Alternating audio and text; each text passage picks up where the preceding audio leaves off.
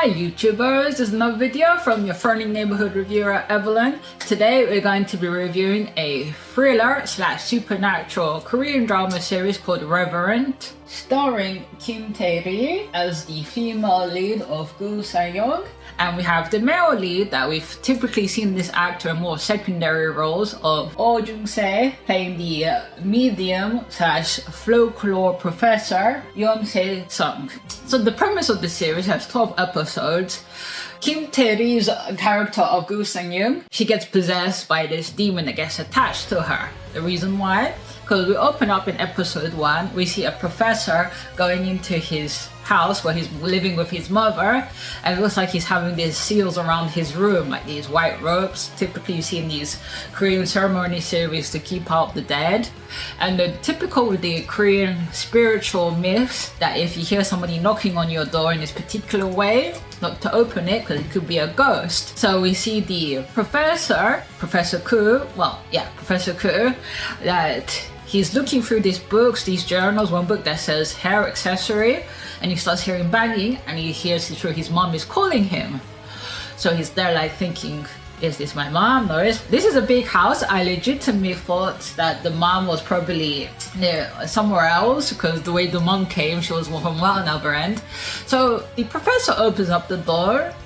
Tragedy strikes. The ghost ends up staging his suicide, basically. And then we get put forward in the perspective of Gu Sang-young, in which we find out that she's living with her mom and a horrible situation has arose, that her mom got victim of a voice phishing, I cannot pronounce this word, where people go and scam other people by using these voice modulated or AI generated voices of their loved ones. So the mom of Gu Sang-young gets tricked that the daughter is kidnapped, so the mom goes and gives all the life savings to the would-be kidnapper, and both her and her daughter are left in a bad situation. So typically in possessions type of situations, the demon, the devil, or whatever kind of manifestation of evil targets vulnerable people. And the main premise that Gu Sang-young gets possessed by a demon that we, our understanding, killed the professor. Now what's the connection? The professor turns out to be Gu Sang-young's father. She got lied to by her mom that her dad died many years ago, but out of nowhere, the mom gets a phone call from the mother. Yes, the mother-in-law in this instance, saying that her ex-husband is dead, and in that night the mom changes character, because the character of the mom here, she acts as very clueless to things, but we start to find out that the mom knows why, the reason why she left her husband's side and lied to her daughter, because the daughter's like, how in the world could you lie to me? You lied to me saying that my dad died like many years ago when I was 5, and I come to find out that he was alive just 2 days ago. So they go to the house, and Gu Sang-young meets her long-lost grandmother, and they have and the mom's there going to pay the respect to the father. You know how in the Korean kind of funeral sense, they have the shrine and the food there. And the grandma tells Gu Sang-young that I would like to speak to you privately, and the mom's hesitant, but she goes off, and then the grandmother gives Gu Sang-young a box, and inside the box there's this red hair accessory that put around the hair, and the traditional Korean hair hair accessories for women. So when she gets that, that's the moment of possession, in which she gets possessed by this ghost. So we're the female character and the male lead of Yeon Hae-sung, the character. The way they intercede is that Yeon Hae-sung receives a letter from Gu Sang-young's father saying, if anything happens to me, protect my daughter.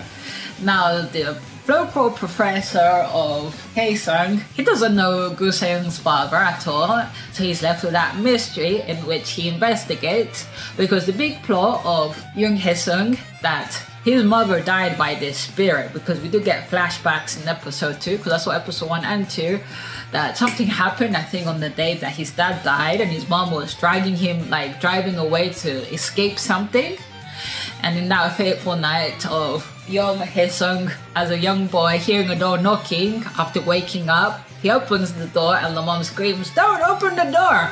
And the mom gets killed in the same similar manner, being the ghost forcing her to hang herself. So Yeom Hae-sung's objective is to find the ghost that murdered his mom and try to find out the mystery by Gu Sang-young's father when he wrote to him. So that's the big mystery.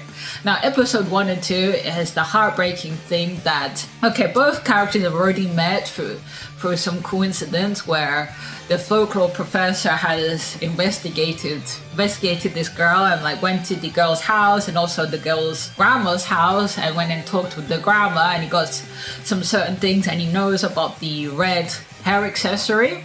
And on the top of that, since Yeom Hae-sung can see spirits, he sees that Gu Sang-young is possessed, because we have some really funny bits of when he sees the shadow of the girl, he sees the girl's hair like floating.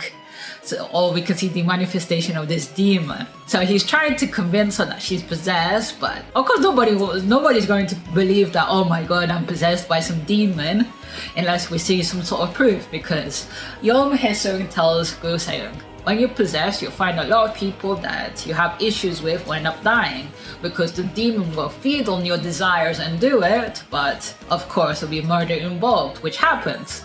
The reason this happens that Gu Sang-young is with her friend, helping her to move in. They sleep over and then they wake up to see all these boys opening up the window of their bedroom and taking photos, which gives off to a chase. So we end up finding out in that story that these young boys are being haunted by a ghost in their high school, like another young boy. As these high schoolers, they're not really bullies. Like, they didn't care about this young boy. They were up on the roof talking, and all of a sudden they see a vulnerable young boy on the top of the roof, and he tells them, when we could see the young boy's face is all beaten up, and he says, after I die, please come to my house. And he falls off from the roof and the boys are left there haunted. Since they're haunted by this ghost, in which Yeom Hae-sung tells Gu Sang-young that the boys are possessed, they'll end up helping each other because it affects Gu Sang-young, because her privacy was violated along with her friend.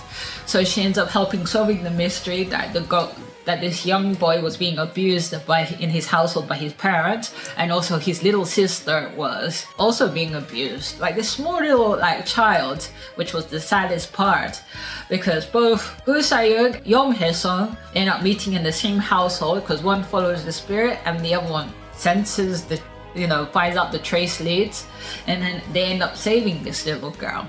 And also there's the other thing that Yeom Hae-sung is also working with the police. Now this character actor, I don't think he's a character actor in my eyes, because you always see him playing the policeman. If I pull up his picture of the actor Hong Kyung, he's there trying to help Yeom Hae-sung, but at the same time he tells him, you're telling me about ghosts, but I can't arrest the ghost. I need a proper person to arrest.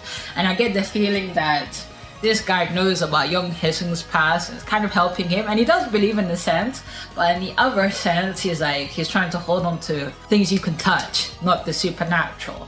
And there's a big plot point is that Gu Sang-young finally accepts that she's possessed, because another thing happens when another person dies. So the main thing that convinces Gu Sang-young that she's possessed, her grandmother dies, basically dies, that the spirit ends up attacking the grandma while Yeom Hae-sung is there, and she ends up realizing now that she's possessed. So the end of episode 2 is basically both of them joining forces and trying to find out, one, the big mystery, why did Gu Sang-young's father knowingly pass on this red hairband thing, in which the other guy says he knew that would end up possessing his child. So that's mystery number 1. Why did the dad die giving this certain thing that was possessed to his child? And the second part, why did the professor send a letter to Yeom Hae-sung in which he didn't know nothing about them? But Yeom Hae-sung does tell the other girl, I had been writing to your dad because I was interested in his research about the supernatural, even though other people in that area didn't really believe him. They ostracized him, but he never replied to any of my messages. So of course, maybe that's the reason why not finding out. There's supernatural elements to it, and of course it's more of they work on the scare factor psychologically, more the inference. Is this the most scariest show I've ever seen? A little bit. It has good mystery, and I do like that they finally giving the actor of Oh Jung-se as a lead role, because I do believe that we should give other actors that have had typically secondary roles in other Korean dramas, you know, give them a chance.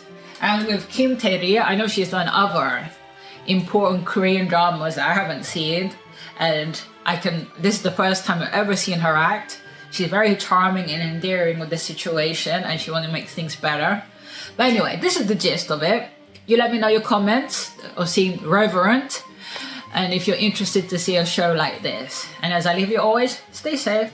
Bye.